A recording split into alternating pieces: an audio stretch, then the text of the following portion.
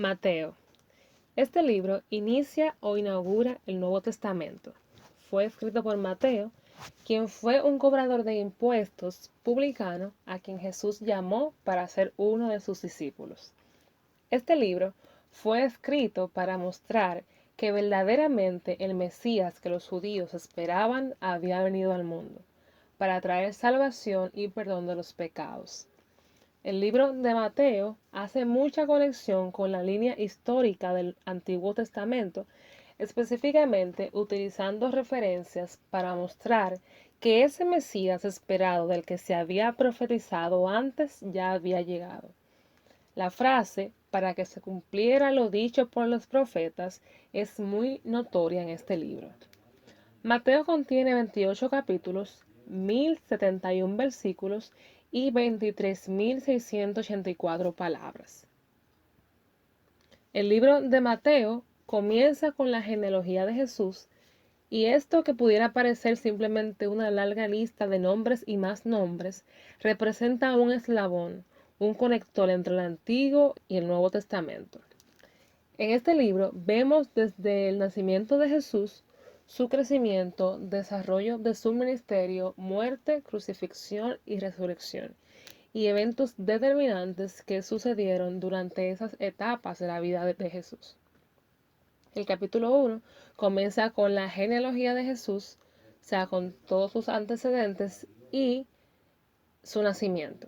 El capítulo 2 nos habla sobre la visita de los magos y la matanza de los niños. En ese tiempo el rey era Herodes, y al él enterarse de que había nacido ese niño prometido como el Salvador del mundo y el Mesías, él dijo, más bien mandó a matar a aquellos niños que habían nacido y que eran menores de 2 años. En ese momento José y María se vieron en la necesidad de ir a otro lugar para poder guardar la vida de Jesús y que el propósito fuera cumplido. El capítulo 3 nos habla sobre la predicación de Juan el Bautista y el bautismo de Jesús. Juan, quien era su primo segundo, hijo de Elizabeth, quien era la hermana de la madre de Jesús, María, fue una persona determinante en preparar el camino para Jesús, y fue además quien le bautizó en el río Jordán. El capítulo 4 nos habla sobre la tentación de Jesús y el principio de su ministerio. Vemos cómo él fue tentado por Satanás en este tiempo acerca de su identidad, donde fue cuestionado si verdaderamente era el Hijo de Dios, pero Jesús resistió, además de que Satanás le ofreció cosas del mundo, de las que ya por medio de Dios Jesús tenía potestad, autoridad sobre ellas. El capítulo 5 nos comienza a mostrar un conjunto de enseñanzas que Jesús dio, comenzando por el Sermón del Monte, luego la sal de la tierra, la luz del mundo, Jesús y la ley, Jesús y la ira, Jesús y el adulterio, Jesús y los juramentos y el amor hacia los enemigos. Es como la postura de Jesús hacia esos temas que eran tan determinantes en ese tiempo y que aún no son para nosotros hoy día. El capítulo 6 sigue con enseñanzas de Jesús sobre otros temas como lo son la oración, cómo debemos hacerlo, de que no seamos hipócritas tratando de que los demás nos vean, sino que la intención de nuestros corazones debe ser el agradar al Señor con esto. Que vayamos a nuestras habitaciones, que en lo secreto podamos hacerlo.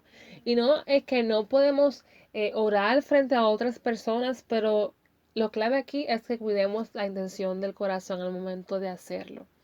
Además, habla sobre cómo enfrentar el afán y la ansiedad, sobre el dar también a las demás personas y la perspectiva bíblica sobre las riquezas, sobre el tener muchas riquezas. El capítulo 7 luego contiene aún más enseñanzas sobre otros temas, entre los que están el fruto en nuestras vidas y cómo somos conocidos por ellos, por ese fruto que se convierte como en evidencia de la presencia de Dios en nosotros. Además, sobre el juzgar a los demás y otros temas al respecto. Luego, desde el capítulo 8 hasta el capítulo 10 de este libro, vemos milagros de Jesús, como cuando él calmó la tempestad, cuando sanó a un paralítico, a un leproso, a la hija de Jairo y la mujer que tocó el manto de Jesús. En el capítulo 9, entonces, se da el llamamiento de Mateo, a quien se atribuye este mismo libro, para servir junto a Jesús en el ministerio. Dice así, desde el versículo 10 hasta el 13 del capítulo 9. Y aconteció que estando él sentado a la mesa en la casa, he aquí que muchos publicanos y pecadores que habían venido El capítulo 9, del versículo 9 al 13 nos dice, pasando Jesús de allí, vio a un hombre llamado Mateo, que estaba sentado al banco de los tributos públicos, y le dijo, sígueme, y se levantó y le siguió. Y aconteció que estando él sentado a la mesa en la casa, he aquí que muchos publicanos y pecadores que habían venido se sentaron juntamente a la mesa con Jesús y sus discípulos. Cuando vieron esto, los fariseos dijeron a los discípulos, ¿por qué come vuestro maestro con los publicanos y pecadores? Al oír esto, Jesús les dijo, los sanos no tienen necesidad de médico, sino los enfermos. Id, pues, y aprended lo que significa misericordia quiero y no sacrificio, porque no he venido a llamar a justos, sino a pecadores al arrepentimiento. Ahí vemos cómo el Señor le da tanta importancia a la misericordia y cómo Él, o sea, es como una ilustración de lo que el Señor hizo durante, estuvo aquí en la tierra, de poder predicar a esas personas que tenían necesidad, a aquellas personas que el mundo rechazaba por X o Y condición, el Señor los alcanzaba con su amor, con el Evangelio, y Él no hacía acepción de personas. Y es lo que nos enseña por medio de este llamamiento.